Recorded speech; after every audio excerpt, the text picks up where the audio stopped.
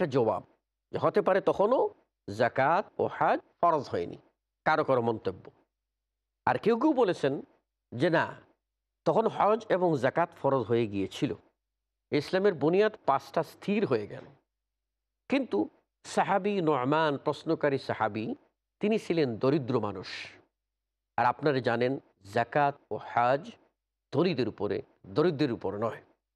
কাজেই সাহাবী নির্দিষ্ট পরিমাণ মালের মালিক ছিলেন না, নেশাব পরিমাণ মালের মালিক ছিলেন না, এবং হজ করার মতো তার সে আর্থিক সামর্থ্য ছিল না। সেহেতু তিনি রাসূল সাল্লাল্লাহু আলাইহি ওয়াসাল্লামকে এ দুটি বিষয়ে জিজ্ঞাসা করেন নাই। কারণ তার হয়তো জ্ঞান ছিল, তিনি জানতেন যে জাকাত নির্দিষ্ট মালের উপরেই দিতে হয় এবং হজ মানে আর্থিক সামর্থ্য সেখানে প্রয়োজন। তো এ কারণেই তিনি সেটার প্রশ্ন না করে শুধুমাত্র প্রশ্ন করেছেন যে আমি যদি সিয়াম পালন করি আর আমি যদি রোজা রাখি তাহলে কি জান্নাতে যেতে পারবো। এটা একটা দ্বিতীয় অভিমত। তৃতীয় কেউ কেউ এই অভিমত দিয়েছেন যে সাহাবী যখন বলেছেন ও আহলালতুল হালালা ও হাররামতুল হারাম, আমি যখন হালালকে হালাল স্থির করব আর হারামকে হারাম হিসাবে জানব, এই যে বক্তব্য হালাল হারামের এই নীতি নির্ধারণী বক্তব্য তিনি দিলেন। কেউ কেউ বলছেন যে এই বক্তব্যের ভিতরেই জাকাত ও হজকে ঢুকিয়ে দেওয়া হয়েছে। কেমন করে? প্রশ্ন আসতে পারে। জবাব সহজ। তার কারণ জাকাত মালের উপরে, হজ মালের উপরে, শরীরের উপরে। কিন্তু এটি যদি আদায় না করা হয় তাহলে মাল হয়ে যাবে অপবিত্র, আর অপবিত্র মাল হলে তখন হালাল হারামের সীমারেখার ভিতরে পড়ে যায়। কাজেই সাহাবী হয়তোবা তিনি এই বক্তব্যের ভিতরে বোঝাচ্ছেন যে আমি জাকাত দেব, আমার মালকে পবিত্র করব, আমি হজ করব, আমি আমার মালকে পবিত্র করব, আল্লাহর ডাকে সাড়া দেব। এগুলি করার পরে আমি যদি এই নামাজগুলি আদায় করি আর রোজা রাখি তাহলে কি আমি নাজাত পাবো না? তখন রাসূল সাল্লাল্লাহু আলাইহি ওয়াসাল্লাম বলছেন, জি হ্যাঁ, তুমি নাজাত পাবে, জান্নাতে চলে যাবে। শুধুও দর্শকবৃন্দ, এতে স্পষ্ট প্রমাণিত হলো যে ইসলামের মৌলিক বক্তব্য যে আমলি চারটি রকুন, সালাত, সিয়াম, যাকাত, হজ, এই চারটি রকুন দুই ভাগে বিভক্ত। দুটি হচ্ছে ধনী গরিব নির্বিশেষে সকলের উপরে। মুসলিম মাত্রই, নারী হোক আর পুরুষ হোক, যাই হোক না কেন, সম্পদশালী হোক আর গরিব হোক, তাকে অবশ্যই সালাত এবং সিয়াম আদায় করতে হবে। উপরন্তু সালাত ও সিয়ামের মাধ্যমে আত্মশুদ্ধি অর্জন হয়, ব্যক্তির নৈতিকতা বলিষ্ঠ হয়, প্রবল হয়, শক্তিশালী হয় এবং মানুষ প্রকৃত মানবতার গুণে গুণান্বিত হয়। উপরন্তু যাকাত এবং হজ, এই দুইটি আমল, সেই দুটি রুকুন, এটি কেবলমাত্র ধনীদের উপরে, যাদের সম্পদ আছে তাদের উপরে ফরজ, সবার উপরে নয়। আল্লাহ সুবহানাহু ওয়া তাআলা আমাদের উপরে ইসলামকে কমপ্লিট করে দিয়েছেন এই আমলি চারটি আরকানের মাধ্যমে। দুটি আরকান ধনী গরিব নির্বিশেষে সকলকেই পালন করতে হবে, তার মাধ্যমে ব্যক্তি শুদ্ধ হবে, পবিত্র হবে। আর আরও দুটি করেছেন যাকাত এবং হজ, সে দুটি করেছেন সমাজকে সংশোধনের জন্য। আজকের এই ফাসাদের যুগে, বিপর্যয়ের যুগে, আমরা যে কোনো ধর্মের অবলম্বনকারী হই না কেন বা যে কোনো মতাদর্শ ও মতবাদের অনুসারী হই না কেন, তারা কিন্তু আজকে বলতে স্বীকার করছি যে নৈতিকতার অভাব, নৈতিকতার পদস্খলন ঘটেছে, আদর্শ নাই। সে কারণে আজকে আদর্শ মানুষ নাই, সমাজও আদর্শের দিকে এগিয়ে যাচ্ছে না। আইন আদালত সবই আছে, ব্যক্তি পরিশোধিত হচ্ছে না, ফলে সমাজ ক্রমশ ধ্বংসের দিকে ধাবমান হচ্ছে। অতএব ইসলাম এমনভাবে গুরুত্ব দিয়েছে যে আগে ব্যক্তিকে শুদ্ধ করেন, তারপর সমাজ সংশোধন করেন, তারপর সমাজের সামনে এগিয়ে যান, আপনার লক্ষ্য অর্জন করা সম্ভব হবে। সেই বক্তব্যটি এখানে পরিষ্কারভাবে ফুটে উঠেছে। শুধুও দর্শকবৃন্দ, এবারে আসুন যে সালাত ও সিয়াম এর গুরুত্ব কতখানি। একজন ব্যক্তি নিজেকে যত বড় মুমিন বলে দাবি করুক, মুসলিম বলে দাবি করুক, ইমানদার বলে দাবি করুক, দিনদার বলে দাবি করুক, ভালো মানুষ বলে যতই দাবি করুক না কেন, সালাত যদি না থাকে তাহলে তাকে ভালো বলা যায় না। এজন্য সালাতের গুরুত্ব অপরিসীম। সলাৎ একজন মুমিন ও কাফিরের ভিতরে পার্থক্য সৃষ্টি করে। একজন ব্যক্তির ভিতরে ঈমান আছে কিনা তা যাচাই করার মাধ্যম হচ্ছে সলাৎ। এজন্য রাসূল সাল্লাল্লাহু আলাইহি ওয়াসাল্লাম সলাতের প্রতি সবচেয়ে গুরুত্ব আরোপ করেছেন। এবং রাসূল সাল্লাল্লাহু আলাইহি ওয়াসাল্লামের আখির ওসিয়ত, সর্বশেষ ওসিয়ত দুনিয়া থেকে বিদায়ের প্রাক্কালে সে ওসিয়ত ছিল আস-সালাহ আস-সালাহ ওয়া মা মালাকাত আইমানুকুম। সাবধান, সলাত সলাত, নামাজের বেলায় সাবধান। এটা রাসূল সাল্লাল্লাহু আলাইহি ওয়াসাল্লাম কঠিনভাবে করে গেছেন। তাহলে বোঝা গেল রাসূলের আখির ওসিয়ত ছিল সলাত। অতএব এই সলাত কত গুরুত্বপূর্ণ আপনি সহজেই বুঝতে পারবেন। শুধুও দর্শকবৃন্দ, সাহাবায়ে কেরাম রিজওয়ানুল্লাহি আলাইহিম আজমাইন সলাতের কি গুরুত্ব দিতেন, আমরা সেটা সাহাবী আব্দুল্লাহ ইবনে মাসউদ রাদিয়াল্লাহু আনহু আরদাহ এর একটি বক্তব্য দ্বারা স্পষ্ট বুঝে নিতে পারবো। তিনি বলছেন, মা ইয়াতাখাল্লাফু মিন্না আহাদুন ইল্লা মুনাফিকুন কাদ উলিমা নিফাকু। আমাদের জীবদ্দশায় সাহাবীদের সোনালী যুগে সলাত থেকে কেউ গাফেল থাকতো না জামাত থেকে, কেবলমাত্র ওই লোক যে লোকটি ছিল মুনাফিক, তার মুনাফিকই জ্ঞাত ছিল। শুধুও দর্শকবৃন্দ, সময় এলো একটি ছোট্ট বিরতির পর আপনাদের সাথে পুনরায় ফিরে আসব। ততক্ষণে আপনারা আমাদের সাথে থাকবেন ইনশাআল্লাহ।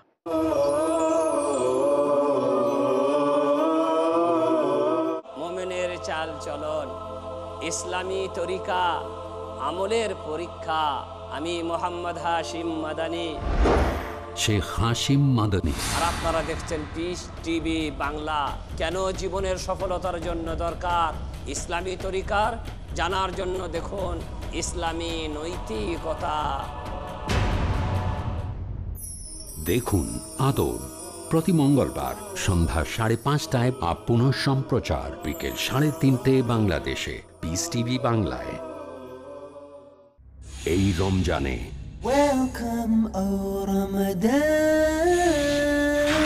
রমজান হলো রহমতের মাস। সাহরি, ইফতার, তারাবি, লাইলাতুল কদর, ইতিকাফ, ঈদুল ফিতর, এরকম আরো অনেক কাজ যেগুলো নবী মুহাম্মদ সাল্লাল্লাহু আলাইহি সাল্লাম করেছেন এই পবিত্র রমজান মাসে। আমি থাকবো আপনাদের সাথে এই রমজান মাসের প্রত্যেকটা দিন। রমজান হোক আরো ফলপ্রসূ, আরো বেশি পুরস্কারময়। আমার সাথে থাকুন এই পবিত্র রমজান মাসের প্রত্যেকটা দিন। দেখুন 1 ঘন্টার বিশেষ অনুষ্ঠান রমজান ডক্টর জাকিরের সঙ্গে প্রতিদিন সন্ধ্যা 7টায় ও পুনঃ সম্প্রচার দুপুর 2:30টায় বাংলাদেশে পিস টিভি বাংলায়।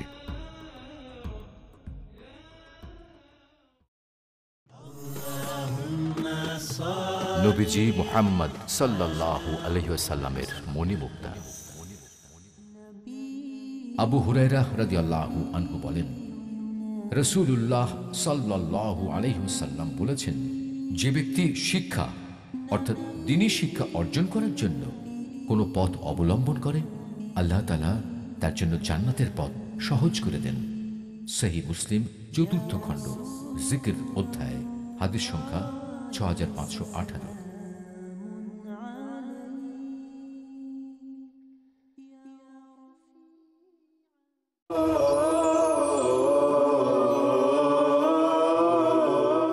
সম্মানিত সুধী ও দর্শকবৃন্দ, বিরতির পর পুনরায় আপনাদের প্রিয় অনুষ্ঠানে আপনাদেরকে স্বাগত জানাচ্ছি। যে কথা আমরা বলতেছিলাম যে ইবনে মাসউদ রাদিয়াল্লাহু আনহু বলছেন যে আমাদের জীবদ্দশায় জামাত থেকে দূরে থাকতো না কেবলমাত্র কপট মুনাফিক। আর আজকে জামাত তো দূরের কথা, আজকে আল্লাহর পক্ষতে ঘোষক বারবার বলছে হাইয়া আলাস সালাহ হাইয়া আলাল ফালাহ, অথচ কর্ণকুহরে প্রবেশ করার পরেও হৃদয় তন্ত্রীতে আঘাত হানছে না। ইমানদার বলে দাবি করছি, ইমানের জোশ দুর্বার কোথায়, সব যেন হারিয়ে ফেলেছি। আজকে আমরা ঘর কোনো ব্যাঙ্গের মতো হয়ে গেছি। সুতরাং এই সলাৎ কত বড় গুরুত্বপূর্ণ আপনাকে অবশ্যই খেয়াল করতে হবে। অতঃপর সিয়াম, এটাও গুরুত্বপূর্ণ একটি ইসলামের রকুন, যার মাধ্যমে আত্মশুদ্ধি অর্জন সম্ভব। কেননা সলাৎ এটা আপনার বাহ্যিক ইবাদত, অভ্যন্তরীণ ইবাদত। সলাৎটা আপনার হতে পারে তার ভিতরে রিয়া ঢুকে, মানুষকে দেখানোর প্রবণতা ঢুকে আপনার ইবাদত বাতিল করে দিতে পারে। কিন্তু সিয়াম এমন একটি ইবাদত যা সরফ আল্লাহর জন্য সম্পাদিত হয়। এখানে বান্দা যদি সে রোজা রাখে সত্যিকার অর্থে, তাহলে সে কিন্তু মানুষ দেখানোর জন্য করবে না। তার কারণ সুযোগ আছে তার ঘরে খেয়ে নেওয়ার, অথচ খাচ্ছে না। এজন্যই রাসূল সাল্লাল্লাহু আলাইহি সাল্লাম বলেন, আল্লাহ বলেন আস-সাওমু লি, রোজা আমার জন্য। কেন? আল্লাহর বান্দা নিজে খায় না, পান করে না, বলছে ইয়াদাউ তুআমাহু ওয়া শারাবাহু লিআজলি, সে তার খাওয়া, তার পানীয়, তার শাহওয়াত, প্রবৃত্তির তাড়না সব থেকে সে নিবৃত থাকে, দূরে থাকে লিআজলি, আমার কারণে।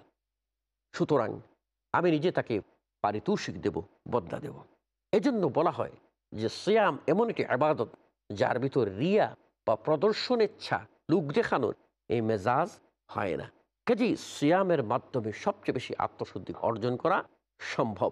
এজন্য রাসূল সাল্লাল্লাহু আলাইহি ওয়াসাল্লাম বলেছেন, ইয়া মা'শারাশ শাবাব, ওহে যুবকেরা, তোমাদের মধ্যে যাদের পক্ষে সম্ভব সে যেন বিবাহ করে, আর বিবাহ করা যদি আর্থিক সামর্থ্য না থাকে ফাআলাইহি সাওম, সে যেন রোজা রাখে। কিন্তু রোজা তার জৈবিক চাহিদাকে নিয়ন্ত্রণ করবে। শুধুও দর্শকবৃন্দ, এবারে প্রশ্ন হচ্ছে যে আজকের এই জমানায় দেখছি আমরা মুসলিম, অথচ সলাত আদায় করি না। এ ব্যাপারে আমরা নির্দ্বিধায় বলতে পারি যে সলাত আদায় নাকারী মানুষ দুই ভাগে বিভক্ত।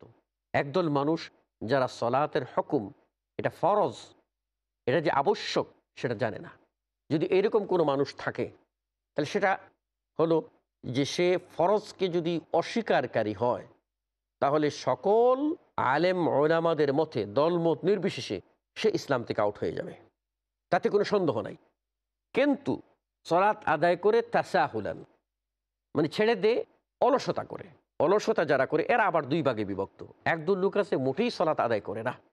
যারা মোটেই সলাত আদায় করে না তাদের কঠিন শাস্তির কথা বলা হয়েছে, এবং তাদের এই মোটেই সলাত আদায় না করাটা কুফরি। আর আরেক দল লোক আছে যারা সলাতে অলসতা করেন, এই অলসতাগুলি তারা সলাত আদায় করেন, আদায়কারী অলস। এই আদায়কারী অলস আবার দুই প্রকারের। এক প্রকার হলো মুনাফিক, যাদের কথা আল্লাহ রাব্বুল আলামিন বলছেন ইযা কামু ইলা সলাতি কামু কুসালা, তারা যখন সলাত আদায় করতে দাঁড়ায় তখন তারা অলস হইয়া দাঁড়ায়, এক পায়ের উপরে ভর করে এইভাবে সেইভাবে হেলে দুলে দাঁড়ায়। ওয়ালা ইয়াযকুরুনাল্লাহ ইল্লা কালিলা, তারা কমই আল্লাহর জিকির করে থাকে, ইবাদত করে থাকে। অর্থাৎ এটা শুধুমাত্র রসম, তাই পালন করে, কিন্তু তাদের অন্তর থেকে সেটা পালন করে না, কুফরি, অন্তরে কুফরি লুক্কায়িত আছে। শুধুও দর্শকবৃন্দ, আরেক দল সলাত আদায়কারী আছেন যারা ওই শ্রেণীভুক্ত না, কিন্তু মুনাফিকের এই রোগাক্রান্ত। তাদের সম্বন্ধে আল্লাহ রাব্বুল আলামিন বলছেন ফাখালাফা মিন বা'দিহিম খালফুন আযাউস সালাহ ওয়াত্তাবাউশ শাহওয়াত, একদল লোক আসবে সলাতকে নষ্ট করে দেবে আর শাহওয়াত প্রবৃত্তির তাড়নায় লিপ্ত হয়ে যাবে। ফাসাউফা ইয়ালকাউনা গাইয়্যা, তাদেরকে ফেলে দেওয়া হবে গাইয়াতে। আর গাইয়া সম্পর্কে রাসূল সাল্লাল্লাহু আলাইহি ওয়াসাল্লাম বলছেন ওয়াদি ফি জাহান্নাম, জাহান্নামের একটা ওয়াদি, নিচু গর্ত, গহীন, তার মধ্যে নিক্ষেপ করে দেওয়া হবে ওই লোকটি যে তার সলাতকে নষ্ট করে দিয়েছে। সলাত নষ্ট এর ব্যাখ্যায় রাইসুল মুফাসসিরিন সাহাবী ইবনে আব্বাস রাদিয়াল্লাহু আনহুমা বলেছেন যে এখানে সলাত নষ্ট এর অর্থ এই নয় যে তারাকুহা কুল্লিয়া, তারা মোটেই সলাত আদায় করে না, বরং এখানে অর্থ হচ্ছে তারা সলাত আদায় করে কিন্তু আখারুহা আন ওয়াক্তিহা, ঠিক মতো টাইম মতো আদায় করে না। কেননা আল্লাহ রাব্বুল আলামিন বলেছেন ইন্না সলাতা কানাত আলাল মুমিনিনা কিতাবাম মাওকুতা, এই যে নির্ধারিত ছক সলাতের কখন শুরু হবে কখন শেষ হবে এটা ঠিক রাখে না। এই অপরাধের কারণেই আল্লাহ রাব্বুল আলামিন তাদেরকে জাহান্নামে নিক্ষেপ করবেন, এবং এদেরকেই বলা হয়েছে ফাওয়াইলুল লিল মুসাল্লিন, ওয়াইল বা জাহান্নামের দুর্ভোগ, ধ্বংস ওই সমস্ত মুসাল্লিদের জন্য আল্লাযীনা হুম আন সলাতিহিম সাহুন, যারা তাদের সলাতের ব্যাপারে অলস, গাফেল। কাজেই শুধুও দর্শকবৃন্দ, আমরা জানতে পারলাম যে সলাত অনাদায়ী ব্যক্তি একটা হলো যারা অস্বীকার করে, তারা নির্দ্বিধায় কাফের। যারা স্বীকার করে কিন্তু আদায় করে না, এদের ভিতরে একদল লোক আছে যারা কুফরি করতেছে, আরেকদল লোক যারা তাদের ভিতরে মুনাফিকি আছে, আরেকদল লোক যারা আছে মুনাফিকি রোগে আক্রান্ত আছে। সুতরাং এই সমস্ত রোগ থেকে মুক্ত হয়ে সলাতে অভ্যস্ত হতে হবে। শুধুও দর্শকবিন্দু, থাকলো প্রশ্ন সিয়াম প্রসঙ্গে। সিয়ামের হুকুম কি? এটা নির্দ্বিধায় যে ইসলামের 5টি স্তম্ভের অন্যতম। এটাকে যদি কেউ অস্বীকার করে তাহলে সর্বসম্মতভাবে সেও ইসলাম থেকে খারিজ হয়ে যাবে, আউট হয়ে যাবে। পক্ষান্তরে সিয়াম যদি সে স্বীকার করে কিন্তু আদায় করে না, তাহলে তার কাজটি হবে ফাসেকি কাজ। সে মুমিন ফাসেক, সে কামিল মুমিন নয়। এজন্য এই ফাসেকি কাজ ক্রমান্বয়ে করতে থাকলে এক পর্যায়ে তাকে ইসলাম থেকে আউট করেও দিতে পারে। সুতরাং সাবধানতার সাথে আমাদেরকে বিষয়টি নিতে হবে।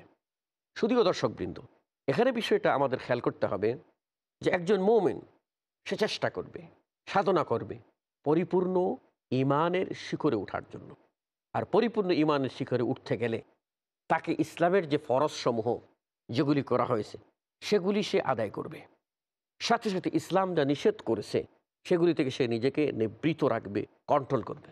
অর্থাৎ যা করণীয় আবশ্যক ফরজ তা আদায় করবে, যা বর্জনীয় আবশ্যক সে বর্জনীয় বিষয় হতে নিজেকে নিবৃত রাখবে, কন্ট্রোল রাখবে, পরহেজ করবে, সাবধান হবে। সাথে সাথে একজন মুমিনকে অবশ্যই চেষ্টা করতে হবে অতিরিক্ত এক্সট্রা কিছু করার জন্য। কেন? কারণ আমরা কেউ পরিপূর্ণ হতে পারবো না। মানুষ মাত্রই আমাদের ঘাটতি থাকবে, শূন্যতা থাকবে। অতএব আমাদেরকে অতিরিক্ত সলাত, অতিরিক্ত সিয়াম, যেগুলিকে আমরা নফল সলাত, নফল সিয়াম বলতে পারি, সেগুলি করতে অভ্যস্ত হব। যদি করতে অভ্যস্ত হই তাহলে কিয়ামতের কঠিন দিনে হয়তোবা আমাদের জন্য মুক্তির ওসিলা হয়ে যাবে। এজন্য রাসূল সাল্লাল্লাহু আলাইহি ওয়াসাল্লাম বলেছেন যে আল্লাহ সুবহানাহু ওয়া তাআলা কিয়ামতের দিনে বান্দার নেকিসমূহ ওজন করবেন ফরজ দিয়ে আগে। ফরজে ঘাটতি হলে আল্লাহ রাব্বুল আলামিন বলবেন, আমার বান্দার অন্যান্য ফরজের অতিরিক্ত কী আমল আছে সেই নফলগুলি নিয়ে আসো এবং সেইগুলি পাল্লায় তুলে দিয়ে বান্দাকে পার করে দাও। এতে স্পষ্ট বোঝা যাচ্ছে যে নফল এবাদতের কত গুরুত্ব। শুধুও দর্শকবৃন্দ, এতে স্পষ্ট বোঝা যাচ্ছে যে নফল এবাদতের কত গুরুত্ব। কাজেই আমাদেরকে নফলের বেশি উদ্বুদ্ধ হতে হবে। যেমন ধরুন রাসূল সাল্লাল্লাহু আলাইহি ওয়াসাল্লাম বলেছেন যে প্রত্যেকটা মানুষের শরীরে 360টি জোড়া আছে, আর প্রত্যেকটি জোড়ার পক্ষ থেকে সদকা আদায় করতে হয়। অথচ রাসূল সাল্লাল্লাহু আলাইহি ওয়াসাল্লাম বলেছেন, কেউ যদি প্রতিদিন ফজরের নামাজের পর সে যদি বসে থাকে মসজিদে, আর সূর্য ওঠার পরে সে যদি 2 রাকাত ইশরাকের সালাত আদায় করে, মাত্র 2 রাকাত সর্বনিম্ন, এই 2 রাকাত যদি কেউ আদায় করে তাহলে তার শরীরের 360টি জোড়ার পক্ষ থেকে সদকা আদায় হয়ে যাবে। এতে স্পষ্টত বোঝা যাচ্ছে যে ইসলাম নফলের প্রতি কত গুরুত্ব আরোপ করেছে। শুধুও দর্শকবৃন্দ, অনুরূপভাবে রাসূল সাল্লাল্লাহু আলাইহি ওয়াসাল্লাম বলছেন, মান সামা ইয়াওমান ফি সাবিলিল্লাহ, যে ব্যক্তি একটি রোজা রাখবে একদিন আল্লাহর ওয়াস্তে, আল্লাহকে পাওয়ার জন্য, বাআদাল্লাহু বিহি, তার এই রোজার বদৌলতে আল্লাহ রাব্বুল আলামিন তার চেহারা থেকে জাহান্নামকে 70 খারিফা 70 বৎসর পথের দূরে সরিয়ে দেবেন। সুবহানাল্লাহি ওয়া বিহামদিহি। অতএব নফল ইবাদতের মধ্য দিয়ে আমাদেরকে বেশি বেশি করে এগিয়ে যাওয়ার চেষ্টা করতে হবে। ফরজের প্রতি গুরুত্ব আরোপ করা হয়েছে, কেননা এগুলি না হলে ঈমান থাকবে না। এটা হলো মূল ভিত্তি। অতঃপর আমাদেরকে সাথে সাথে নফলের প্রতি উদ্বুদ্ধ হতে হবে। নফলের প্রতি উদ্বুদ্ধ হওয়ার জন্য হাদিসের মধ্যে আসছে, হাদিসে কুদসি, স্বয়ং আল্লাহ বলেন, রাসূল সাল্লাল্লাহু আলাইহি ওয়াসাল্লাম আল্লাহ থেকে বর্ণনা করছেন, আল্লাহ বলেন, ওমা ইয়াজালু আবদি ইয়াতাকাররাবু ইলাইয়া বিন-নওয়াফিল হাত্তা উহিব্বাহ, বান্দা নফলের মাধ্যমে সে আমার সান্নিধ্যে আইসা পৌঁছবে, এমনকি আমি তাকে ভালোবেসে ফেলব। আল্লাহু আকবার, বুখারীর হাদিস। অতএব আমরা স্পষ্ট বুঝতে পারলাম যে নফল এমন একটি ইবাদত যার মাধ্যমে আমরা আল্লাহর সান্নিধ্য পেতে পারি। শুধুও দর্শকবৃন্দ, সময়ের শেষ দ্বার প্রান্তে এসে পৌঁছেছি। বিদায়ের প্রাক্কালে আপনাদেরকে স্মরণ করিয়ে দেব সাহাবাদের আমলের কথা। তারা ছিলেন সত্যের প্রতি উদ্গ্রীব, তারা ছিলেন জান্নাতের প্রতি অতি আগ্রহী, এবং এটাও জেনে দেব যে মৌলিকত্ব যার মাধ্যমে আপনার আমার নাজাত সম্ভব, আপনাকে আমাকে সেই মৌলিকত্বর দিকে ফিরে আসতে হবে। সাথে সাথে এটাও যেন আমরা বলে না যাই যে আমরা মানুষ, আমরা আল্লাহর কাছে ঋণী, আল্লাহর নিয়ামত খাচ্ছি, সুতরাং তার গুণ গাওয়া আমাদের উপরে কর্তব্য। তাই আমরা যেন ফরজের সাথে সাথে কিছু কিছু করে এক্সট্রা নফল ইবাদত করি, যার মাধ্যমে আমরা আল্লাহর সান্নিধ্য পাব। আসুন আমরা হাদিসটা ভালোভাবে উপলব্ধি করি এবং ইসলামের মূল বুনিয়াদসমূহ আদায়ের সাথে সাথে নফল ইবাদতের প্রতিযোগিতায় প্রবৃত্ত হই। আল্লাহ সুবহানাহু ওয়া তাআলা আমাদেরকে তার প্রিয় বান্দা হিসেবে কবুল করুন, বেশি বেশি করে নেকি অর্জনের তৌফিক দান করুন, যাবতীয় অন্যায় এবং পাপাচার থেকে মুক্ত থাকার তৌফিক দান করুন। আমিন। আকুলু কওলি হাযা আস্তাগফিরুল্লাহ লি ওয়া লাকুম ওয়া লিসাইরিল মুসলিমিন। ওয়াসসালামু আলাইকুম ওয়া রাহমাতুল্লাহি ওয়া বারাকাতুহু।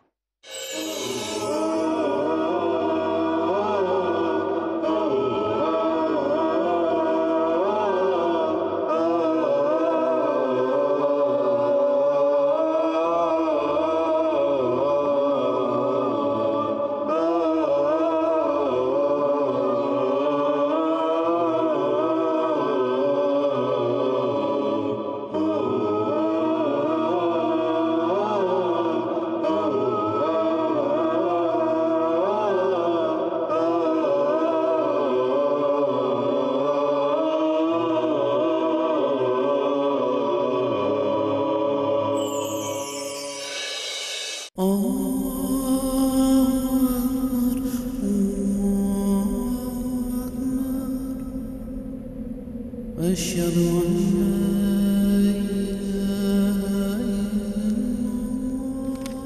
أن الذين آمنوا وعملوا الصالحات وأقاموا الصلاة وآتوا الزكاة لهم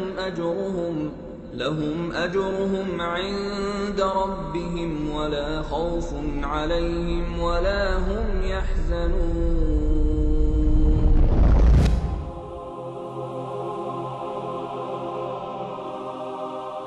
আসসালামু আলাইকুম। ওয়ালাইকুম সালাম। আসসালামু আলাইকুম।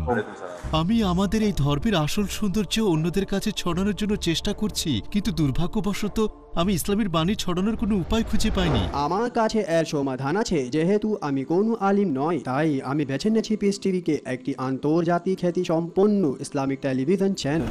একটা টেলিভিশন চ্যানেলকে কি জাকাত দেওয়া যাবে? হ্যাঁ সত্যি, যদি এটা হয় non profit Islamic television channel piece TV নয়, কেন নয়? পৃথিবীর বড় বড় আলেমগণের নিকট থেকে ফতোয়া এসেছে যা বলে যে জাকাত দেওয়া যাবে কোনো অলাভজনক ইসলামিক স্যাটেলাইট টেলিভিশন চ্যানেলকে, যার মূল লক্ষ্য হচ্ছে ইসলামের সঠিক বাণী ছড়িয়ে দেওয়া। পিস টিভির সাথে থাকুন। আপনার জাকাত ও দানের অর্থ পাঠাতে পারেন IRFI Al Rayan bank, 47 Calthorpe road, Birmingham, UK। Post code B151TH। Pound account number 01132301। IBAN GB49 ARAY 30008301 132301। Sort code 300083। Swift BIC code ARAY GB22। টাকা পাঠিয়ে আমাদের ইমেল করুন support@peacetv.tv। পিস টিভি, মানবতার সমাধান। রমজান একটা অতি পবিত্র মাস। এই মাসে আল্লাহ পাক কোরআন নাজিল করেছেন। এই মাসের মধ্যে রয়েছে লাইলাতুল কদর, সিয়াম এবং কিয়াম। এই মাসে ইবাদতের গুরুত্বপূর্ণ বিষয়গুলির সন্নিবেশন আল্লাহ ঘটিয়ে দিয়েছেন। আল্লাহ রাসূল সাল্লাল্লাহু আলাইহি ওয়াসাল্লাম বলছেন যে এই উম্মাত ততদিন কল্যাণের উপর প্রতিষ্ঠিত থাকবে যতদিন তারা সূর্য অস্ত যাওয়ার সাথে সাথে ইফতার করবে। ইবাদতের জগতে সিয়ামের দৃষ্টান্ত কোনো ইবাদত নেই। রমজানের প্রবেশের সাথে সাথে সমস্ত জাহান্নামের দরজাগুলিকে বন্ধ করে দেওয়া হয় এবং এরপরে জান্নাতের দরজাগুলি খুলে দেওয়া হয়। আল্লাহর সন্তুষ্টির আশায় ইবাদতের নিয়তে খাওয়া পান করা, জৈবিক চাহিদা পূর্ণ করা থেকে বিরত থাকার নাম হলো সাওম। জানুন মাহে রমজানের গুরুত্বপূর্ণ বিষয়গুলো। দেখুন তোহফায়ে রমজান প্রতিদিন সন্ধ্যা 6টায় ও পুনঃ সম্প্রচার সকাল 8টায় বাংলাদেশে পিস টিভি বাংলায়।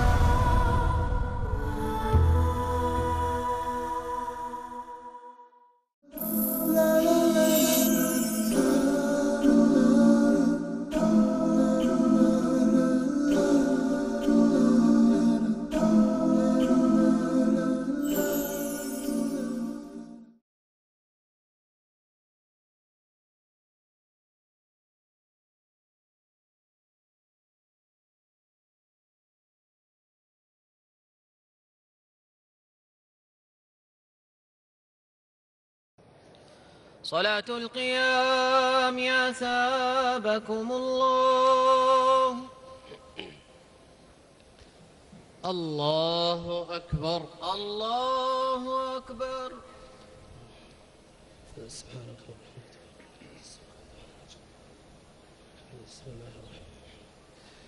الحمد لله رب العالمين الرحمن الرحيم مالك يوم الدين إياك نعبد وإياك نستعين اهدنا الصراط المستقيم صراط الذين أنعمت عليهم غير المغضوب عليهم ولا الضالين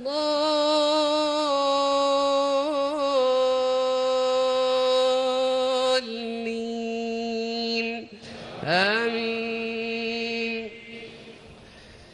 يا أيها الرسول لا يحزنك الذين يسارعون في الكفر من الذين قالوا آمنا بأفواههم ولم تؤمن قلوبهم ومن الذين هادوا سماعون للكذب سماعون لقوم آخرين لم يأتوك يحرفون الكلم من بعد مواضعه يقولون إن أوتيتم هذا فخذوه وإن لم تؤتوه فاحذروا ومن يرد الله فتنته فلن تملك له من الله شيئا أولئك الذين لم يرد الله أن يطهر قلوبهم لهم في الدنيا خزي ولهم في الآخرة عذاب عظيم.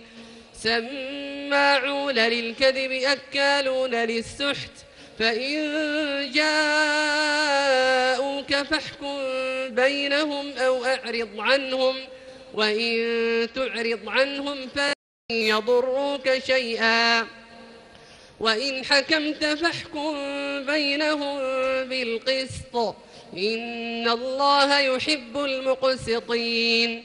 وكيف يحكمونك وعندهم التوراة فيها حكم الله ثم يتولون من بعد ذلك وما أولئك بالمؤمنين. إنا أنزلنا التوراة فيها هدى ونور يحكم بها النبيون الذين أسلموا للذين هادوا والربانيون والأحبار بما استحفظوا من كتاب الله وكانوا عليه شهداء فلا تخشوا الناس واخشوني ولا تشتروا بآياتي ثمنا قليلا ومن لم يحكم بما أنزل الله فأولئك هم الكافرون. وكتبنا عليهم فيها أن النفس بالنفس والعين بالعين والأنف بالأنف والأذن بالأذن والسن بالسن والجروح قصاص فمن تصدق به فهو كفارة له ومن لم يحكم بما أنزل الله فأولئك هم الظالمون. الله أكبر الله أكبر.